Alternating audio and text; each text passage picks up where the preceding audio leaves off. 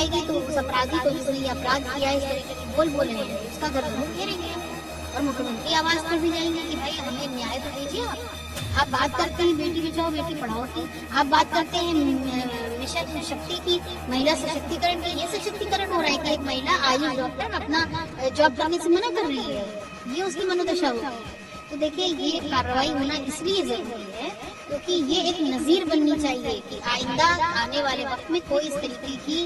गुनाह, हिमाकत या अपराध करने की कोशिश ना करे, और ये जरूरी है, करना पड़ेगा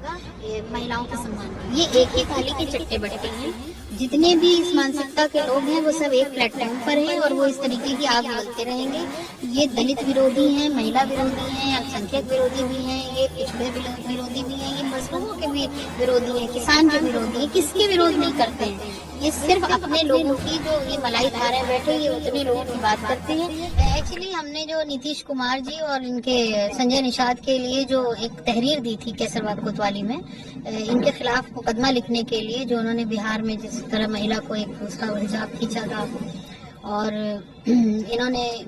बोला था कि कहीं और हाथ नहीं लगाया, ये वो,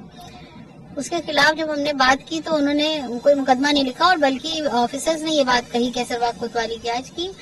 इस पर यहाँ से कोई मुकदमा नहीं लिखा जाएगा, जबकि आईटी एक्ट के हिसाब से वो हम उसको सोशल मीडिया पर देखने के बाद व्यक्ति कहीं से भी आहत हो या किसी भी कोने से मुकदमा लिखाया जा सकता है। बहरहाल क्योंकि सत्ता में बैठे लोग हैं, उनकी परवरिश हो रही है उन्हीं के हिसाब से, तो उसको लेके आज लखनऊ कमिश्नर के पास एक तहरीर देने की तैयारी थी जाने के लिए, तो बस उसी में पता नहीं सुन के आ गए। तो क्या ये मतलब आपको रोक रहे हैं या यहाँ पे खाली सिक्योरिटी पॉइंट ऑफ व्यू से है या हाउस अरेस्ट, क्या आपको क्या लग रहा है? नहीं, सिक्योरिटी तो इसलिए नहीं हो सकती क्योंकि जब मैंने हमले वाली बात कही थी, मुझे थ्रेटनिंग मिल रही थी, तब तो मेरा इस पर भी मुकदमा नहीं लिखा था कैसरबाग कोतवाली में, तो ये रखवाली तो मेरी नहीं कर सकते हैं। और आप देखिए कि सबसे बड़ी बात यह है कि संजय निषाद जैसे व्यक्ति जिसने इतनी बड़ी गंदी बात कही एक महिला के लिए, उसके लिए सुरक्षा बढ़ा दिया पुलिस ने, तो उसको लेकर के ये हमारा विरोध है और हम पूरी तरीके से संवैधानिक प्रक्रिया का सफर तय करते हुए हम ये चाहते हैं कि मुकदमा दर्ज हो और दर्ज करना पड़ेगा इनको, क्योंकि अगर ये नहीं करेंगे तो हमारे पास दूसरे तरीके हैं, न्यायपालिका भी है,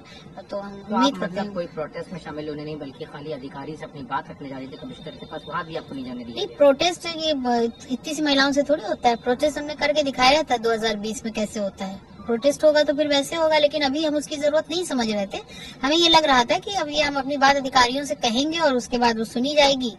और नहीं सुनी जाएगी तो उस अपराधी को, जिसने ये अपराध किया है, इस तरीके की बोले हैं, उसका घर जरूर घेरेंगे हम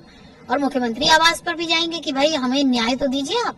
आप बात करते हैं बेटी बचाओ बेटी पढ़ाओ की, आप बात करते हैं मिशन शक्ति की, महिला सशक्तिकरण की, ये सशक्तिकरण हो रहा है कि एक महिला आयुष डॉक्टर अपना जॉब करने से मना कर रही है, ये उसकी मनोदशा हो गई है। तो देखिए ये कार्रवाई होना इसलिए जरूरी है क्योंकि ये एक नजीर बननी चाहिए कि आइंदा आने वाले वक्त में कोई इस तरीके की गुनाह, हिमाकत या अपराध करने की कोशिश ना करे, और ये जरूरी है, करना पड़ेगा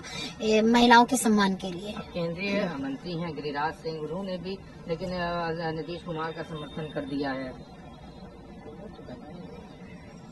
ये एक ही थाली के चट्टे बट्टे हैं, जितने भी इस मानसिकता के लोग हैं वो सब एक प्लेटफॉर्म पर हैं और वो इस तरीके की आग उगलते रहेंगे। ये दलित विरोधी हैं, महिला विरोधी हैं, अल्पसंख्यक विरोधी भी हैं, ये पिछड़े विरोधी भी हैं, ये मजलूमों के भी विरोधी हैं, किसान के विरोधी हैं, किसके विरोध नहीं करते हैं, ये सिर्फ अपने लोगों की जो ये मलाई खा रहे बैठे ये उतने लोगों की बात करते हैं। इनको इससे मतलब नहीं है कि देश कहाँ जा रहा है और देश में महिलाओं के साथ क्या क्या हो रहा है। खाली टैगलाइन दे देने से या नारा दे देने से थोड़ी सुधार होगा।